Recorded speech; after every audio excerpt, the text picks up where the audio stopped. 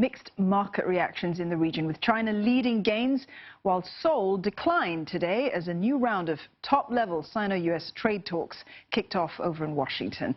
Now, the Shanghai composite adding some 0.8% to trade today, while the Shenzhen composite up by 1.4%. But Hikvision and Dahua, they were the losers of the day. That's after they resumed trading following a US-led trade ban.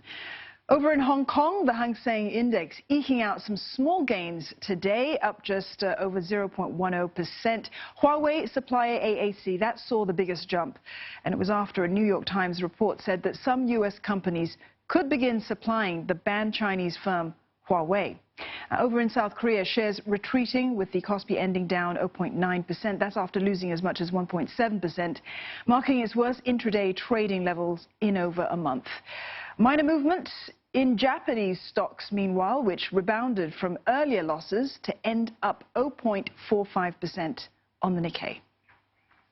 For more on the trade talks, Dr. Henry Gao, Associate Law Professor from the Singapore Management University, joins us live from Geneva. Dr. Gao, tensions are continuing to mount between the two sides. How can we expect today and tomorrow's trade talks to play out? Well, I think we are in really difficult times. I mean, with all these growing tensions between the U.S. and China, personally, I do not think that there would be high hopes for reaching a deal at this moment because we have all these NBA, Hong Kong, and Xinjiang, all these latest developments. So I don't have my hopes high. And some of those developments, Dr. Gao, have been that the U.S. just seems to be continuing to pile on the pressure on China, specifically over Xinjiang and Hong Kong. Is this just a power play, not just economics, but a power play here? Why is the U.S. bringing up Xinjiang now? Yes, definitely. I mean, the situation in Xinjiang has existed for a long time.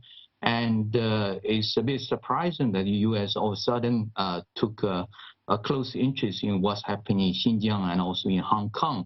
I think the U.S. is probably using them as some sort of a bargaining chip to force China to pressurize China to give in, given all these issues. But I think the U.S. might be miscalculating a little bit, because on both of these issues, China has been very adamant on the issues. I don't think China would give in easily just because the U.S. brought up these two issues.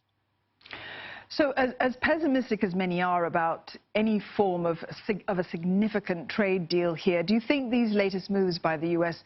are going to affect the chances of perhaps even a partial deal? Well, to be frank, I think it is highly unlikely for them to reach any sort of deal even for the next few months. Because, you know, in the U.S., everybody knows that the election will be coming up in 1 year's time. And China, I think the strategy adopted by China now is that they are basically waiting out, to see what's going to happen in 2020, whether they are going to have a new U.S. administration and so on. So I don't think either side is really willing to make a deal happen, because on the U.S. side, for Trump, it doesn't look good if he reach a deal with China now after, all this hoo-ha with China. Dr. Gao, give me your thoughts on the fact that we're hearing that media reports are saying the United States is going to allow some American companies to supply non-sensitive goods to China's Huawei. Is the U.S. backtracking on its blacklisting of that company? No, I don't think so. I think what they are doing is basically for practical reasons, because the ban on Huawei has affected greatly the sales of many American companies, and I don't think they would be happy. And they are making their complaints known to the U.S. government, and I guess that's probably why the U.S. is readjusting its position now. But if the effects on U.S. companies are minimal, I think the U.S. would continue. So it's all practical adjustments.